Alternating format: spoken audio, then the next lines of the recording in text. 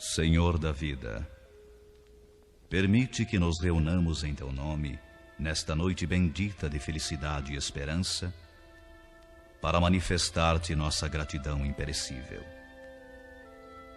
Não te rogamos, Senhor, vantagens e benefícios para nós outros, ricos que somos de Tua luz e misericórdia, mas suplicamos ao Teu coração augusto, nos sejam concedidos os dons do equilíbrio e da equidade, para que saibamos distribuir nossa divina herança e não dissipemos em vão a glória de Tuas dádivas. Fortifica-nos a noção de harmonia para sermos cooperadores leais de Teus santos desígnios. Erguemo-nos do abismo do passado por Tua vontade vigilante, e aqui nos encontramos para servir-te. Entretanto, Pai, vergados ao peso das inclinações humanas, por nós cultivadas durante milênios, não prescindimos de Tua disciplina e de Tua força paternal. Dá-nos o clima sadio da libertação de nós mesmos. Magnetizados pelas nossas recordações do pretérito, nem sempre te compreendemos a vontade soberana e criteriosa. Anula-nos o personalismo inferior para que a consciência do universo nos esclareça o coração. Levanta-nos o raciocínio para mais alto entendimento. Faze-nos vibrar no campo de Teus divinos pensamentos. Puseste em nossa boca o verbo construtivo. Encheste-nos a alma de luz e tranquilidade a fim de colaborarmos em Tua obra. Deste-nos, neste pouso de amor fraterno, companheiros dedicados ao bem, e em torno de nossa tarefa pequenina, colocaste a multidão dos aflitos e sofredores. Ó Senhor, como somos felizes pela possibilidade de ministrar em Teu nome consolações e esclarecimentos. Contudo, nós te imploramos inspiração e roteiro, considerando as responsabilidades dos que te recebem a mordomia da salvação. Ensina-nos a agir desapaixonadamente. Infunde-nos o respeito pela autoridade que nos deste. Ajuda-nos a desprender a mente das criações individuais, para que te sentamos mais de perto no esforço coletivo da elevação comum. E toda vez que nossos atos traduzam interferência indébita do livre-arbítrio na execução de Tuas leis, repreende-nos severamente, para que não persistamos no desvio impensado. Somos Teus filhos frágeis e confiantes. Todas as Tuas resoluções a nosso respeito são excelentes e belas. Concede-nos, pois, bastante visão, de modo a enxergarmos nossa aventura em Teus desígnios, sejam quais forem. Somos servos humildes de Tua sabedoria gloriosa. Neste celeiro de paz consoladora, recebemos através de 1000 recursos diferentes a Tua presença indireta, com a qual são atendidos os que choram e padecem. Ó Pai compassivo, que felicidade maior que esta, a de espalhar com nosso Senhor Jesus Cristo as Tuas bênçãos redentoras e carinhosas. Que escola mais rica, além da que se localiza nesta casa, onde aprendemos jubilosos a exercer o dom sublime de dar, dilatando-nos a alegria, estimulando-nos a coragem, santificando-nos a esperança, Tu permites ainda, Senhor, que possamos atender ao coração interessado em lenir e confortar espíritos queridos que se perderam de nossa companhia no curso incessante do tempo. De alma voltada para a Tua magnanimidade, endereçamos-te reconhecimento sem termo. Sê louvado por todos os milênios dos milênios. Sê glorificado por todos os seres da criação. Teus servidores nesta casa de edificação agradecem-te as oportunidades preciosas de trabalho e esperam a continuidade de Tuas bênçãos. Que a Tua infinita luz seja refletida em todo o universo infinito. Assim seja.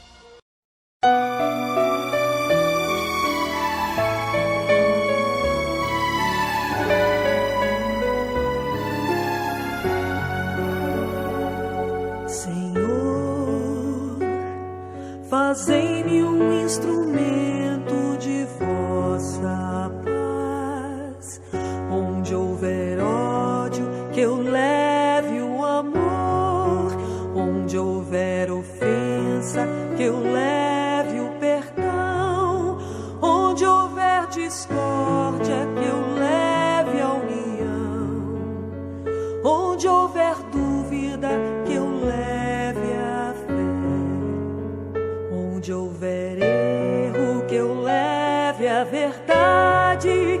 Onde houver desespero, que eu leve a esperança. Onde houver tristeza, que eu leve a alegria. Onde houver trevas, que eu leve a luz. Ó Mestre, fazei que eu procure mais consolar que ser consolado, compreender que ser compreendido, amar que ser amado, pois é dando que se recebe, é perdoando que se é perdoado, e é morrendo que se vive para a vida eterna.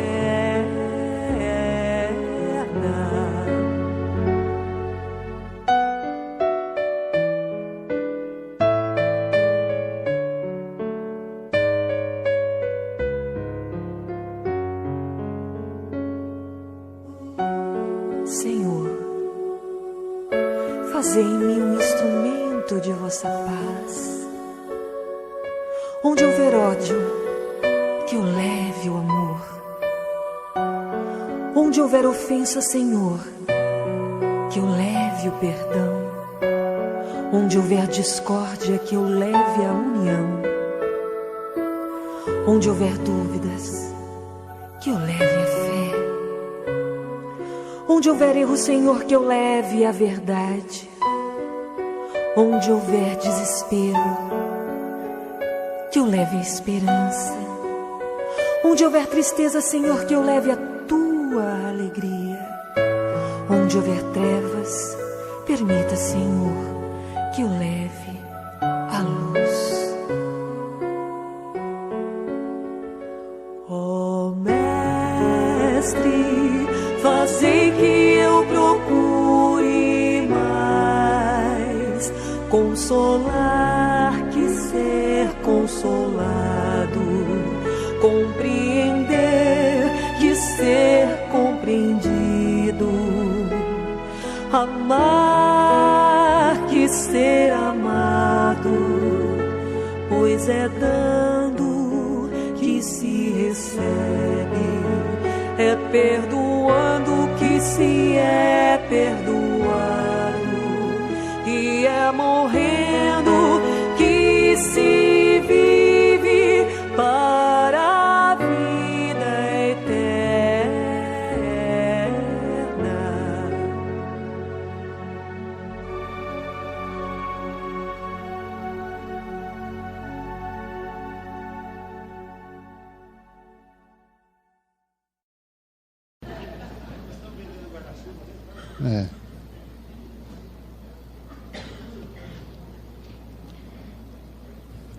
Interessante que o tema da palestra tem um pouco a ver com chuva. Nós vamos narrar uma passagem do Evangelho de Jesus, que está nesse nosso livro aqui, Socorro e Solução. O capítulo é Na Tempestade. Então o plano espiritual já está colaborando, e espero que só fique na chuva. Esse capítulo Na Tempestade, eu estou refletindo sobre uma passagem do Evangelho que está lá em Mateus. Vocês vão lembrar, uma passagem conhecida, intrigante, que ela começa quando termina a multiplicação dos pães. Vocês lembram daquele episódio que Jesus multiplicou pães e peixes? Alimentou 5.000 pessoas.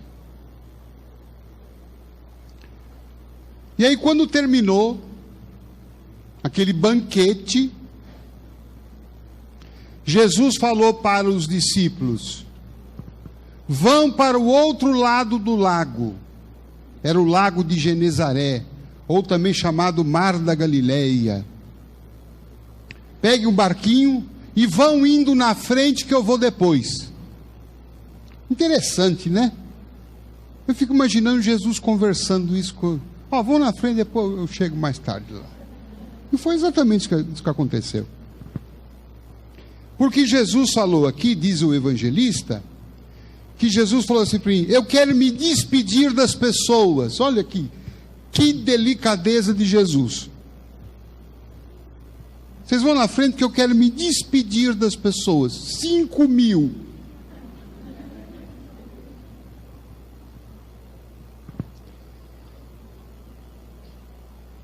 E depois de despedi-las, Jesus subiu a montanha para orar, sozinho. Enquanto isso, os discípulos pegaram o barco e estavam lá, indo em direção ao outro lado. E Jesus orando. Também me chama a atenção aqui essa dinâmica de Jesus.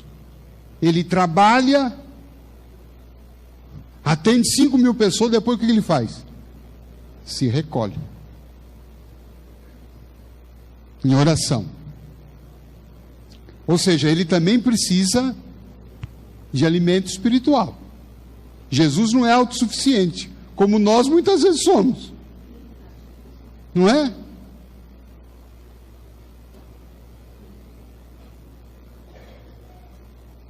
E ele então estava lá, orando, sozinho. Só que a determinada altura, isso já era noite,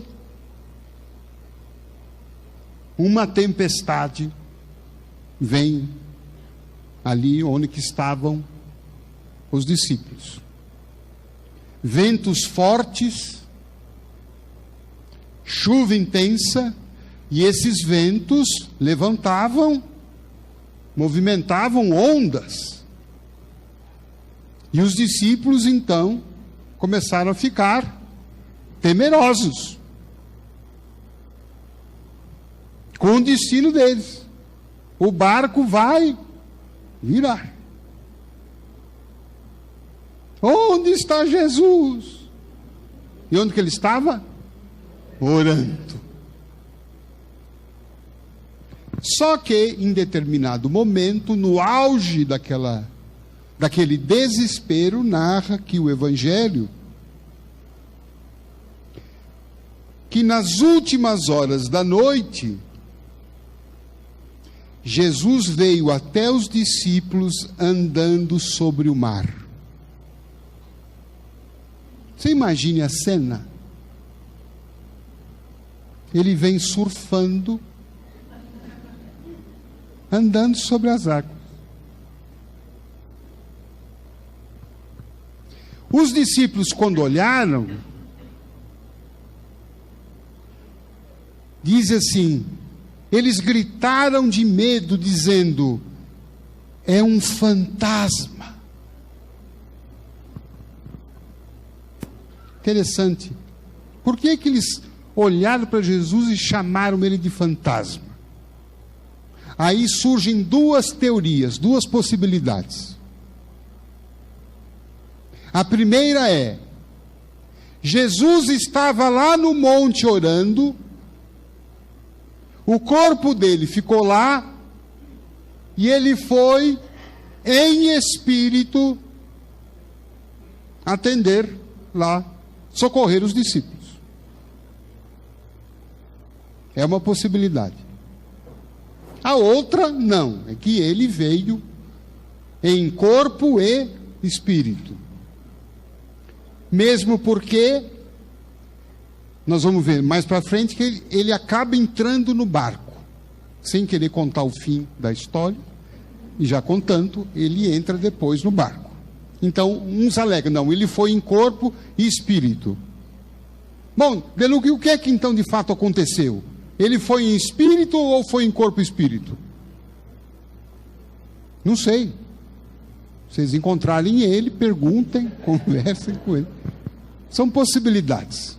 De qualquer forma, acho que aqui pouco importa a maneira como ele foi. Importa que ele foi. Não é isto? Importa que ele foi. E eu acho que aqui convém nós pensarmos, porque alguém pode estar imaginando, mas De Luca, peraí, o que tem, isso aconteceu há mais de 2000 anos, o que eu tenho que ver com essa história? Está chovendo hoje aqui, será que vai alagar Alicanduva? Eu não sei se eu vou passar. Por que a gente está contando essas histórias? Porque o apóstolo Paulo diz que Jesus tem palavras de vida eterna. E que Jesus é o mesmo ontem, hoje e sempre. Então, por que a gente está relembrando os ensinamentos dele? Porque esse Jesus que apareceu no momento de tempestade para os discípulos, certamente pode repetir essa aparição nos nossos momentos de tempestade. Ah, mas De Luca, eu não estou num barquinho. Mas de que tempestade nós estamos falando? A tempestade dos nossos o quê? Problemas, dos nossos desafios, das nossas doenças. Porque os problemas, vocês percebem, fazem uma tempestade em nossa vida. Viram a nossa vida de ponta cabeça. Então, é nesse sentido figurado que nós precisamos entender. E é interessante que Jesus aparece naquela hora crucial. E eu vejo que muitas vezes nós nos perguntamos diante das nossas crises, naqueles momentos mais difíceis, em que nós nos perguntamos, onde está Jesus? Parece que o céu se esqueceu de mim, parece que Deus se esqueceu de mim. Parece que Deus nem sabe que eu existo. Mas olha aqui Jesus chegando no momento exato. E ele aparece de uma forma muito interessante. Ele poderia aparecer já dentro do barco, não poderia? Não. Ele vem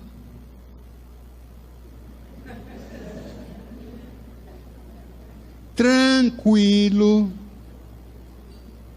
acho que tirando uma, com os discípulos dele, andando tranquilo. Eu fico pensando, por que ele apareceu dessa maneira? O que ele talvez quis dizer para os discípulos dele?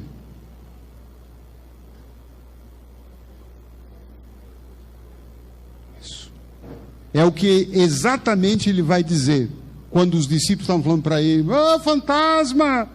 Ele disse assim, Jesus logo lhes falou, coragem, sou eu, não tenhais medo. Você já pensou se ele aparece tremendo? Coragem! Tão ferrado. Não, ele aparece com aquela paz, segurança, certeza que, apesar do perigo, ele está lá.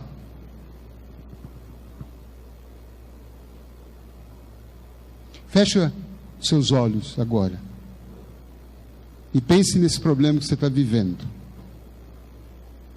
que te trouxe hoje aqui, que o céu até está colaborando com essa chuva.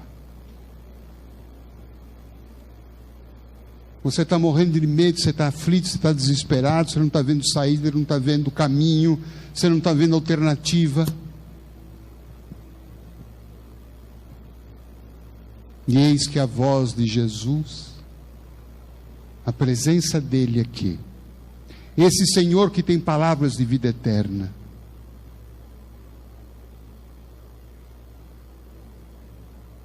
esse Senhor que prometeu estar conosco até o fim dos tempos, ele chega no teu ouvido, segura a tua mão e te diz: coragem, sou eu, não tenhas medo.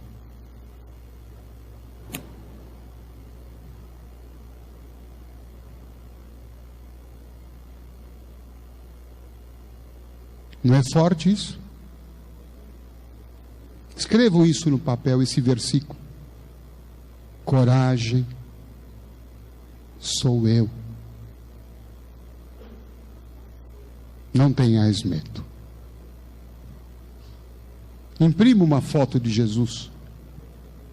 Escrevam isso. Põe na tua estante, na tua prateleira, na tua mesa de trabalho, no vidro do banheiro. E toda vez que você sentir que a tempestade veio forte, olhe. E mais do que repetir aquela palavra, sentir. Sentir. Porque esse Jesus que fez isto com aqueles amigos que estavam em perigo, certamente fará isso por nós. Mas, De Luca, e se 7 bilhões de pessoas ao mesmo tempo? Para onde que ele vai? Já pensou? E aqui eu vou fazer um parênteses para tentar explicar isto. Vou pegar um exemplo menor, Chico Xavier. As pessoas contam que quando estavam ao lado do Chico, o Chico conseguia ler o pensamento das pessoas. Pessoas que estavam na fila de autógrafos e que pensavam coisas, não falavam.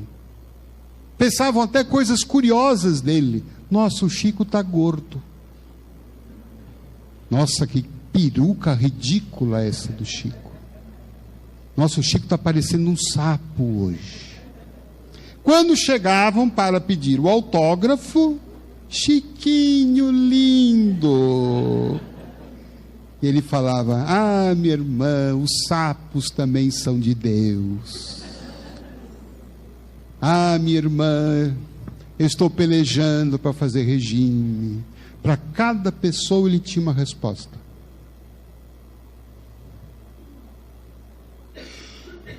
Como é que ele fazia isso? Seria algum espírito fofoqueiro que ficava na fila e chegava para ele: Chico, está vendo a Mara ali? Olha, ela falou isso de você. Aí, não. O que era? A evolução espiritual dele, quanto mais o espírito evolui, mais ele tem poderes, faculdades paranormais. A sensibilidade dele aumenta, a aura dele se expande. E quem está no raio da aura dele, ele consegue perceber o que a pessoa está sentindo, o que ela está passando, o que ela está pensando.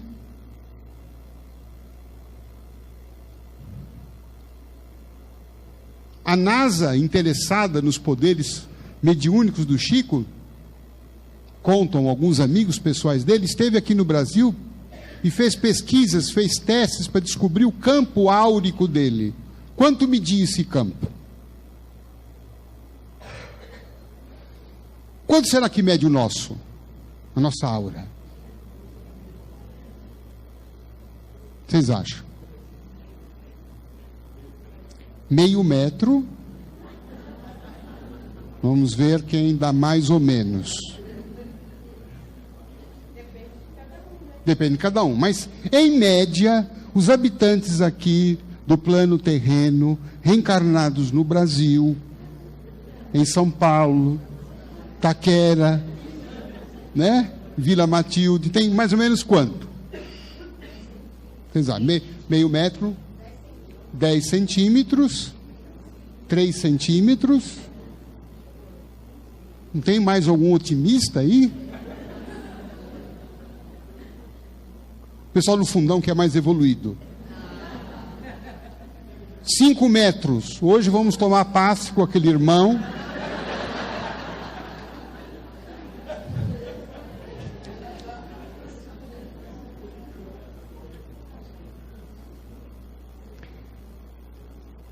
Os médios, geralmente, quando vem esse campo áurico, em média, como disse a nossa irmã, pode ter mais, né? Mas esse mais é exceção. Em média, ele está em torno de 2 a 3 centímetros. Quando a gente reza, vai para 3,5. Quando a gente faz uma ação boa de caridade, 4, né? Depois, quando toma uma fechada, menos 2. Assim vai. Enfim, o Chico quanto que era? Nesses testes feitos pela NASA, eles teriam chegado ao resultado de em torno de 35 metros. Então, quem estava nessa faixa, ele, pegava todo mundo.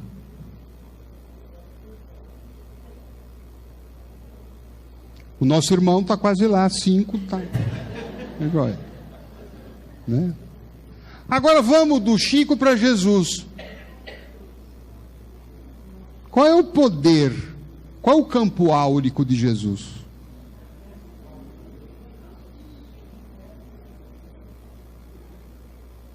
É do tamanho do planeta Terra. Por isso que na Bíblia está dito que Jesus tem poder sobre o céu e a terra. Vale dizer, não há um espaço, um campo, algum lugar do planeta que o campo espiritual dele não esteja presente. E que ele não seja capaz de perceber, de sentir tudo que nós sentimos quando apelamos, quando pedimos, quando estamos na sintonia dele.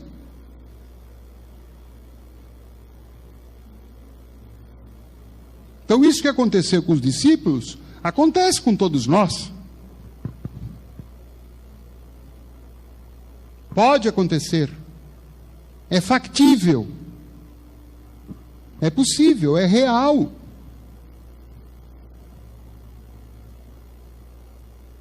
Então, veja que ele aparece, então, naquela forma: coragem, sou eu estou aqui. E eu estou demonstrando uma confiança. Que eu quero passar essa confiança para você, para que você também tenha. Eu quero passar para você essa fé. Quando Pedro, que estava no barco, viu e reconheceu Jesus, ele ficou tão animado que ele fez um pedido a Jesus. Então Pedro lhe disse: Senhor, se és tu, manda-me ir ao teu encontro, caminhando sobre a água. Olha o que o Pedrão quis fazer. Falou, Senhor, já que é assim, eu também quero andar. E o que é que Jesus fala? Vem. Por que é que Jesus fala vem?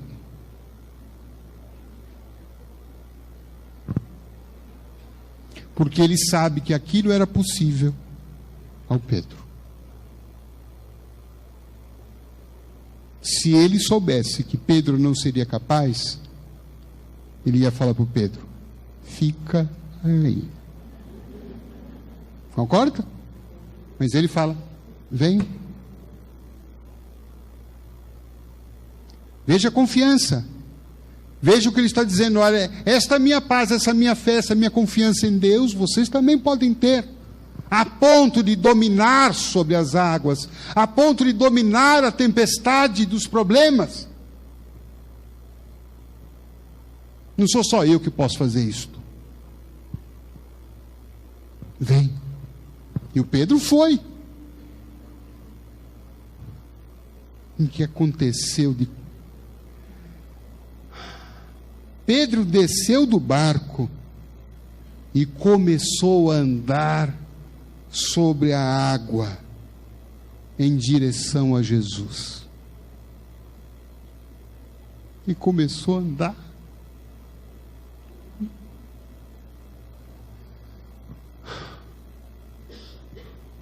Imagine a sensação.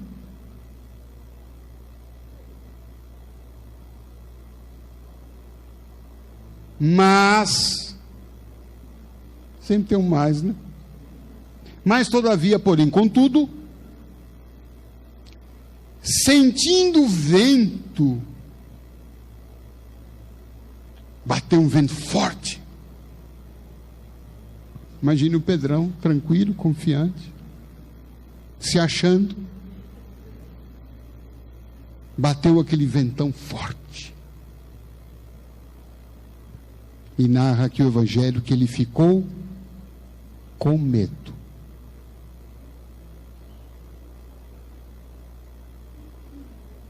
E aí, dá para imaginar, começou a afundar.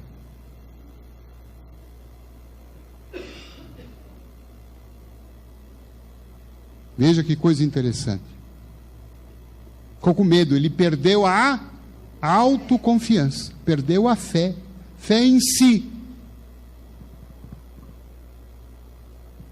E essa é uma dos grandes problemas que a gente tem.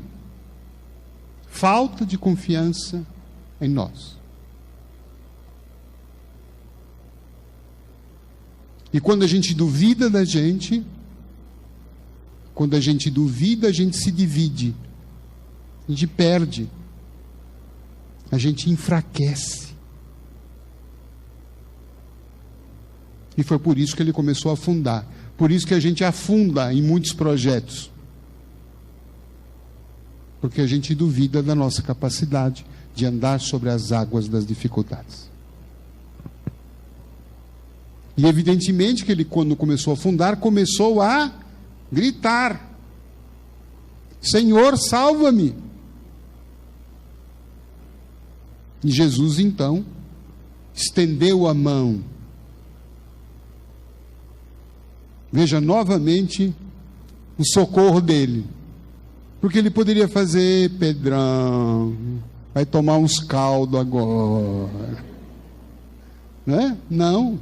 Ele vai, estende a mão.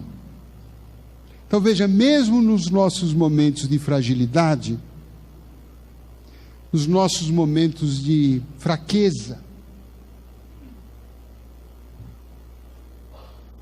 porque a gente não consegue muitas vezes ser 100% autoconfiante, não é isso? Eu lembro que eu fui fazer uma vez uma prova, há muitos anos atrás, um concurso que eu estava prestando, e tinha uma prova de datilografia. Não sei se vocês lembram o que é isto. Alguém lembra da datilografia? Quem fez curso de datilografia? Nossa, quanta gente velha.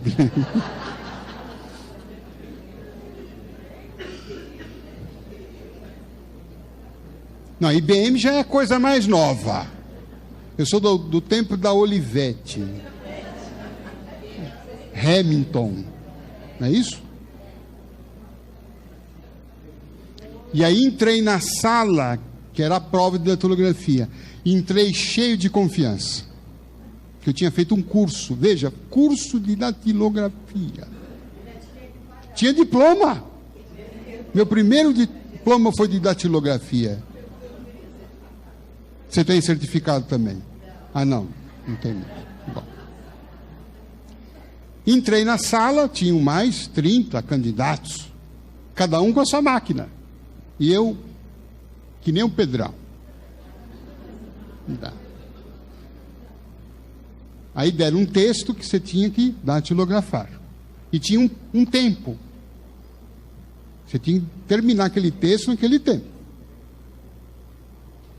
Tocou a campainha, era o início do tempo, eu comecei. Só que quando eu comecei, os outros 29 também começaram. Você imagine o barulho. Todo mundo digitando aquele barulho. Datilografando, desculpa. Eu já avancei no tempo. Né? Todo mundo datilografando, aquelas coisas que você tem que fazer uma força, né? Engraçado, só um parênteses do parênteses. Naquela época ninguém tinha problema de tendinite, né? Não é? Agora, bom, tudo bem. Sabe qual a impressão que eu tive? Quando todo mundo estava datilografando, a minha impressão é que eles estavam datilografando mais rápido do que eu. Porque pegava o barulho de um, de outro, eu imaginei que todo mundo estava numa velocidade superior à minha. E aí eu fiquei que nem um Pedro, comecei o quê? A afundar. Falei, perdi, não vou conseguir. Eu não estou tão rápido, comecei a ficar nervoso. E aí então eu falei, calma, para, não, isso é barulho, não se importa. Aí eu fui tentando me isolar daquela situação externa. Né? Não sei se eu conto o resultado final. Bom, na quarta-feira que vem eu conto. Não, fui aprovado, graças a Deus, fui aprovado. Passei, não é? Passei. Mas quase que eu não passo. Falta de confiança, falta de fé, fiquei assustado, fiquei assombrado. Fiquei muito preocupado com os outros e perdi a confiança em mim.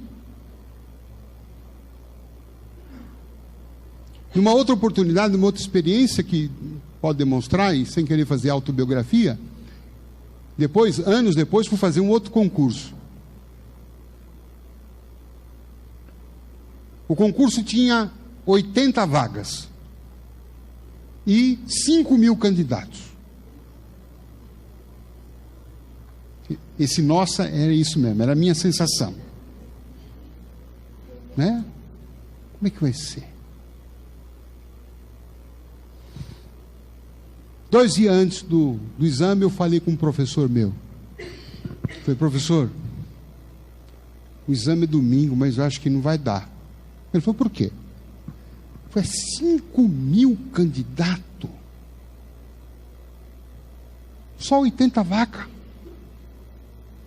A relação candidato por vaga era desesperadora.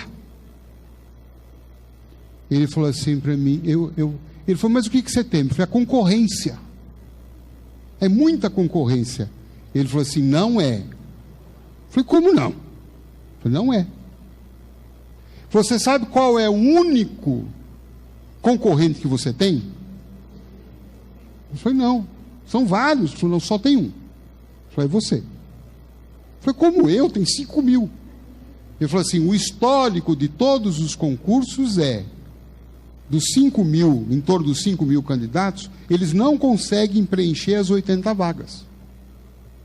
São preenchidas 40, 50, fica faltando candidato. Aí ele me deu uma encarada e falou assim: o senhor não vai entrar, se o senhor não entrar não é por causa dos outros. Se o senhor não entrar é porque o senhor não fez a sua parte. Aí eu saí desconjuntado, né? Porque eu estava louco para arrumar uma desculpa. E não vou passar porque tem muita gente. Não é legal? Mas porque você não passou também, tanta gente, né? Aí a gente fica legal com a consciência, né? Anestesiada. Mas ele foi lá e me tirou esse anestésico. O senhor não passa. Mas eu havia me preparado. E entrei então, quando eu entrei naquele pátio cheio de candidatos, eu olhava para os candidatos, eu achava: esse cara é inteligente, hein? Esse cara é inteligente, esse aqui é japonês, esse cara já está sabendo de tudo. Esse cara já sabe de tudo, olha, não sei o quê, olha o código dele, olha o jeitão dele, já tem cara daquilo.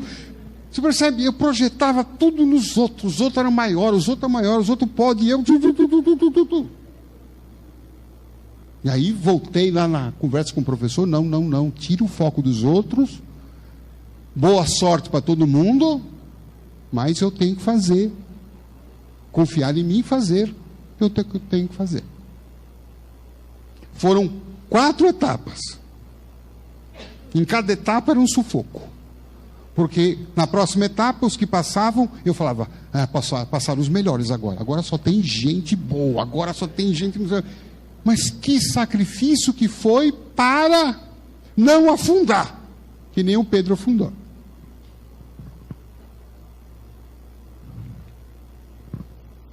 Tudo bem? Não, semana que vem eu só vou contar.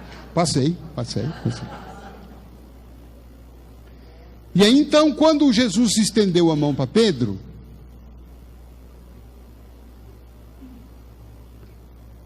estendeu a mão, segurou, trouxe para o barco, e lhe disse: homem de pouca fé.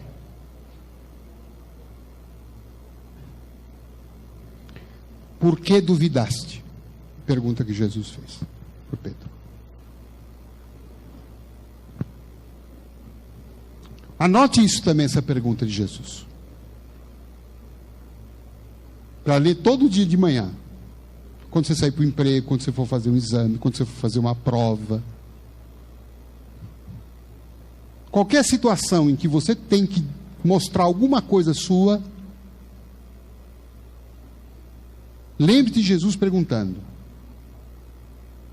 O que ele perguntou para Pedro: por que duvidaste? Por que você está duvidando de você? Por que você não confia na tua capacidade, na tua força, na tua possibilidade? Porque a gente fala: Jesus é Jesus. Só que ele foi feito da mesma matéria que nós fomos feitos. Deus, quando fez Jesus, ele não colocou um fermento especial. Jesus foi concebido por Deus da mesma forma que cada um de nós foi. Então Jesus se tornou especial por quê? Porque ele acreditou nisso, colocou em prática, se esforçou e conquistou a sua evolução. Isso quer dizer que todos nós podemos fazer a mesma coisa. E quem falou isso não fui eu, foi ele. Quantas vezes ele repreendeu os discípulos dele, porque as pessoas traziam doentes, obsediados por os discípulos curarem, e eles não curavam.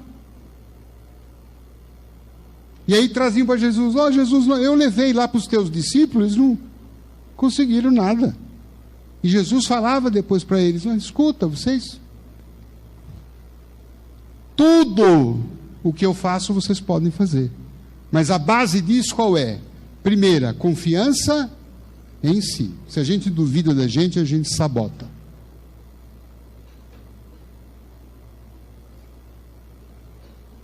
E se a gente não se governa, Pai Joaquim pede para falar isso. Se a gente não se governa, alguém vai governar a gente. Se você não toma conta de você direito, alguém vai fazer isso.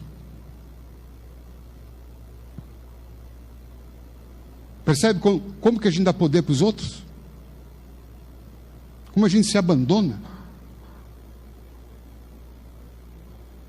Nem precisa de inimigo, obsessor. Nós, muitas vezes, somos o pior obsessor de nós mesmos. Imagine a nossa mente, quantas tragédias a gente fica imaginando. Aconteceu um fato assim, a nossa cabeça já começa o quê? E agora? Vou mandar ele embora. E agora eu não vou ter dinheiro para pagar aluguel. Aí eu vou ser despejado. Eu vou morar debaixo da ponte. A cabeça vai. Aí vem uma doença. Porque aí tem um princípio espiritual que diz assim: uma coisa leva a outra. Preste bem atenção nisso, gente. Uma coisa leva a outra. Se você duvidou, essa dúvida, essa fraqueza, esse medo, vai nos levar ao quê? Está aqui. Afundar. Mas a confiança leva a gente o quê? A subir. Uma atitude negativa pode me levar a outra atitude negativa. Mas quando eu faço uma coisa boa por mim, alguma coisa boa vai acontecer.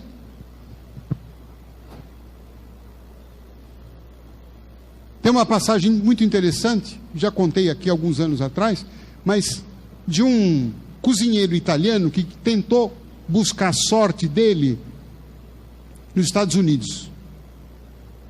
Ele cozinhava muito bem, mas ele queria se expandir, queria realizar o seu sonho de trabalhar na América. E ele foi. Óbvio que quando ele chegou nos Estados Unidos, ele não podia chegar e falar assim: olha, eu sou um grande cozinheiro, tá? Eu quero um emprego de chefe. Ninguém deu emprego para ele, porque ninguém o quê? Conhecia. E aí, num dos restaurantes que ele bateu a porta para pedir emprego, o dono disse assim: o único emprego que eu tenho aqui é de faxineiro. Ele disse: eu aceito. E o senhor não sabe como eu vou deixar o seu restaurante um brinco. Ele começou como faxineiro. E ele conta que uma das coisas que ele fez, ele pegou uma escova de dente velha e ele ia no rejunte dos azulejos, limpava tudo. Começou a fazer um serviço especial. Um dia, o funcionário responsável para fazer a salada pediu demissão, o chefe precisava contratar alguém. Ele falou para o chefe: o senhor não sabe como é que eu sou capaz de fazer uma salada especial. E foi assim que ele foi contratado. Se destacou de tal forma que quando surgiu uma vaga para ser chefe ali, ele foi contratado. Hoje ele é dono de uma grande cadeia de restaurantes nos Estados Unidos. Ele nunca deixou de confiar nele, mas soube aplicar esse princípio: uma coisa leva a outra. Então nós não podemos, gente, ser homens xícara.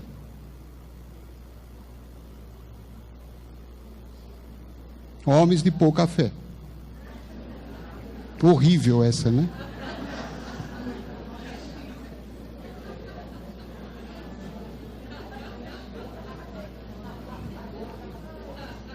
Foi dura essa, né, Débora? Você me perdoa?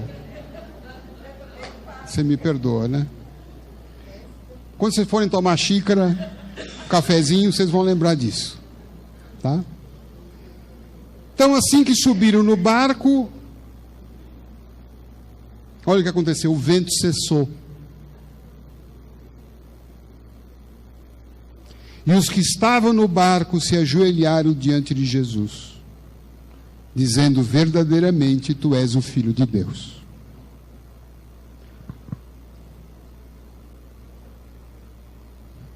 Nesse trecho eu fiquei com uma pergunta: quando é que o vento cessa?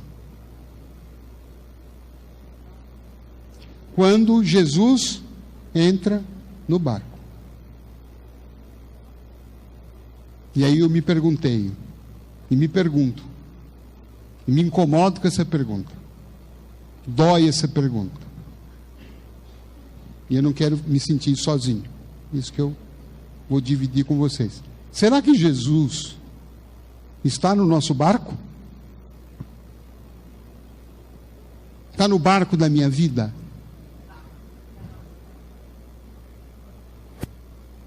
Vocês acham?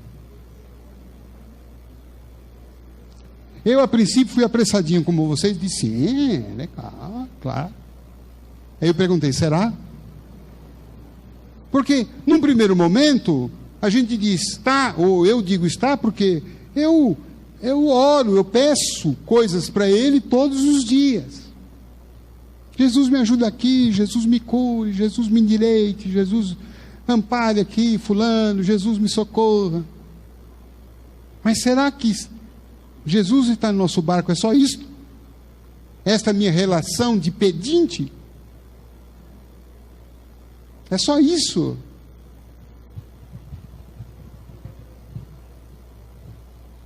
É de agradecimento? Sim, mas será que é só isso? Por exemplo, quando Jesus me pede para perdoar, eu sou uma pessoa que perdoa? Ou eu sou duro, inflexível?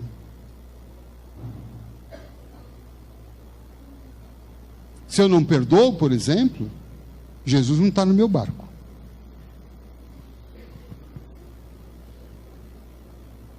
Por isso que Dr. Bezerra tem uma frase que é fantástica, quando ele diz assim: sem Jesus, uma rosa tem 1000 espinhos.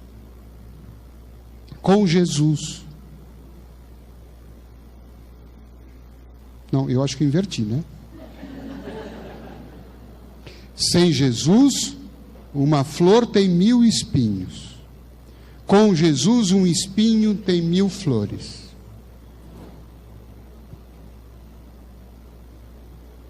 Por isso que Jesus fala: o meu fardo é leve.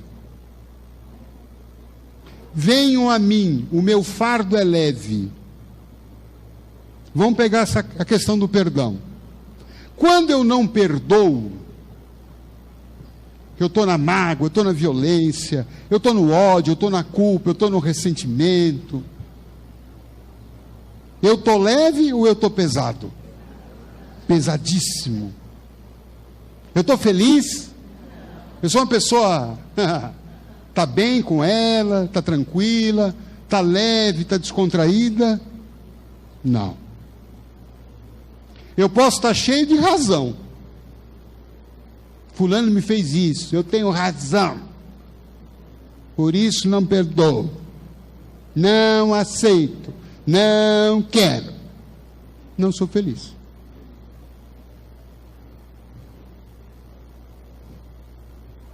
Agora, quando eu perdoo, ele fez isso. Eu também dou as minhas. Eu também me engano, eu também tenho os meus momentos de fraqueza, de fragilidade. Deixa para lá. Já esqueci. Vamos em frente. Como é que eu me sinto? Em paz.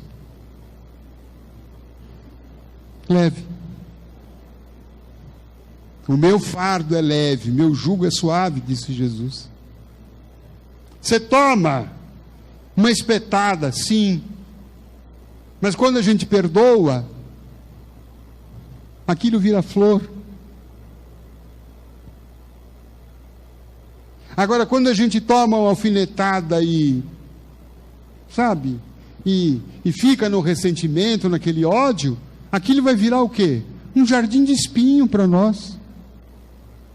Vou viver feliz? Não. A gente vem aqui ao centro pedir cura, Jesus me cure. E às vezes está com o coração pesado de mágoa. Eu vou falar, não sei se vocês ouviram, nosso irmão Luiz Antônio Gasparetto, essas reflexões, e que essa chuva bendita, que a gente possa sair hoje daqui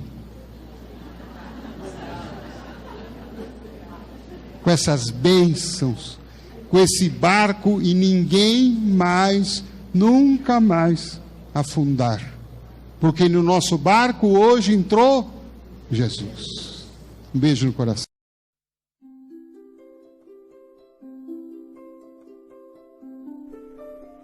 Passe virtual. Depois de iniciado o passe, não pense em mais nada. Mentalize sua casa, sua família e seus desejos. Usando a sala de passe virtual do Instituto André Luiz, esteja convicto de que realmente precisa tomar um passe. Não use a sala somente por curiosidade. Visitando a sala por visitar de maneira informal, deixará de usufruir dos seus benefícios quando dela necessitar realmente. Utilize a sala com gratidão e respeito, como faria num centro espírita material. Aconselhamos a utilização da sala apenas uma vez por semana, salvo em caso de grande necessidade. Em silêncio, evoque a proteção de Deus e de Jesus para o passe. Desejando, após a invocação, rogue também o concurso do seu anjo da guarda ou dos espíritos superiores com os quais tenha maior afinidade. Procure afastar de sua mente quaisquer pensamentos negativos. Respire fundo, pausadamente, com calma e confiança. Prepare-se para orar. Ore com Jesus. Pai nosso, que estás no céu, santificado seja o teu nome. Venha a nós o teu reino e seja feita a tua vontade, assim na terra como no céu. O pão nosso de cada dia dá-nos hoje. Perdoa as nossas dívidas, assim como nós perdoamos os nossos devedores. Não nos deixeis cair em tentação, mas livrai-nos do mal. Porque teus são o reino, o poder e a glória para sempre. Assim seja. Vamos dar início ao passe. Como as folhas envelhecidas se desprendem das árvores, deixe os sentimentos que já não servem mais se soltarem de você suavemente, mas de forma inexorável. Pequenos pontos de sofrimento e que se chamam amargura, tristeza, raiva, decepção, se vão de sua mente um a um para não mais voltar. O vento da vida leva-os para longe sem que possam retornar e refazer o vínculo pernicioso. Pouco a pouco a árvore de suas emoções vai se esvaziando de negatividade até mostrar-se limpa e pronta para a renovação.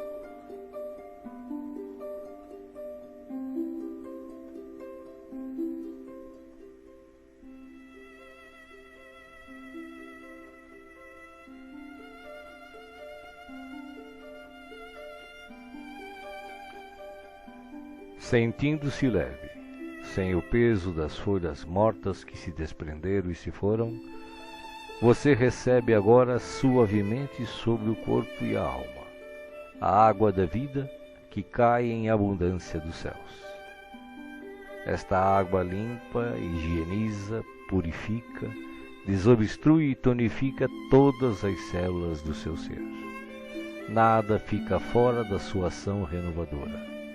Ao tempo que limpa e hidrata o corpo, o líquido cristalino descedenta o espírito, aplacando a aflição, a ansiedade e a inquietação. há em seu coração agora uma sensação de calma, limpeza e bem-estar.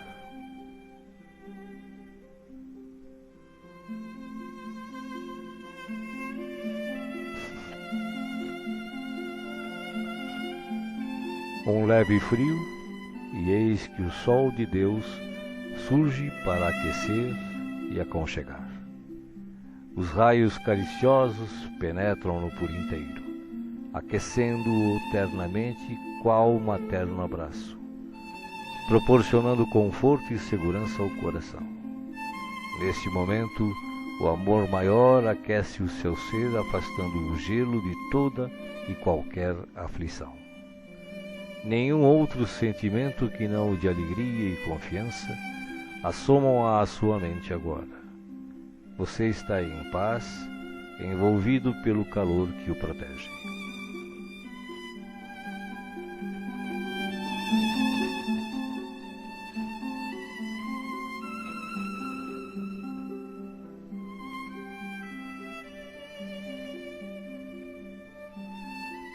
Do coração da vida, flores perfumadas para você. De alma grata e feliz, recolha as pétalas coloridas que penetram o seu ser e restauram sentimentos e emoções. Felicidade, esperança, fé, coragem e determinação passam a significar novamente vontade de viver.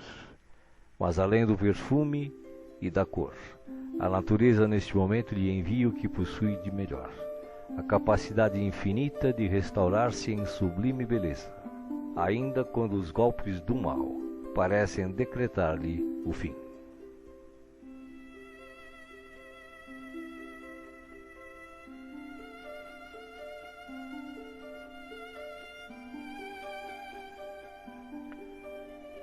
As mãos divinas estão repletas de luz.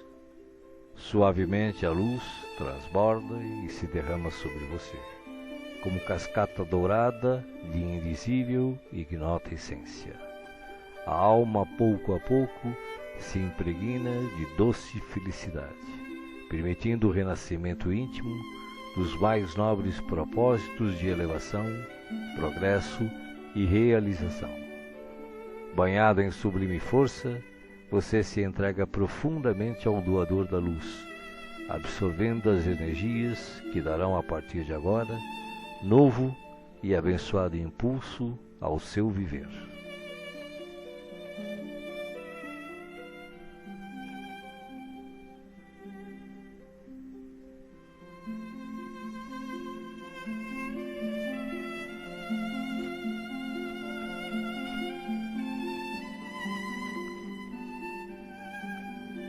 Sinta agora à sua volta a presença de Jesus, que te pergunta: me chamastes?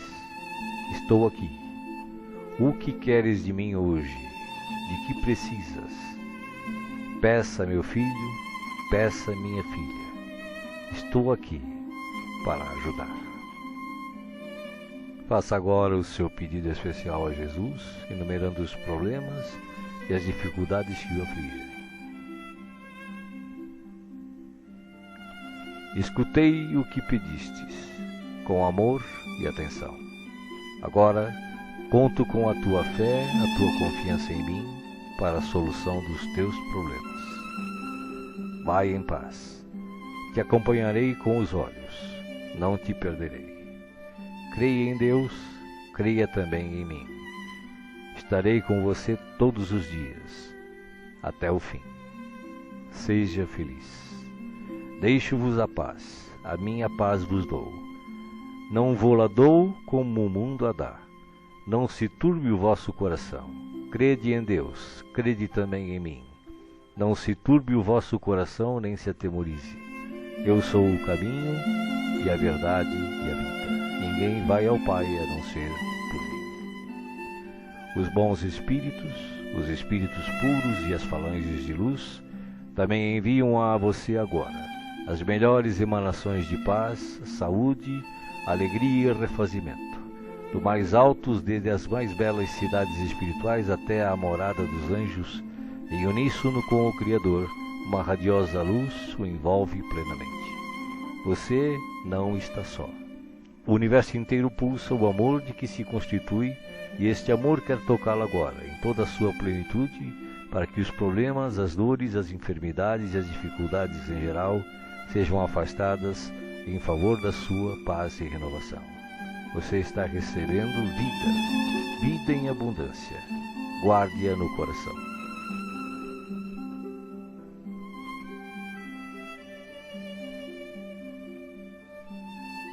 O passe está sendo finalizado. Respire pausadamente e repita agradecido. Obrigado, Senhor, por este dia. Que ele me seja produtivo e feliz, como tu desejas. Assim seja.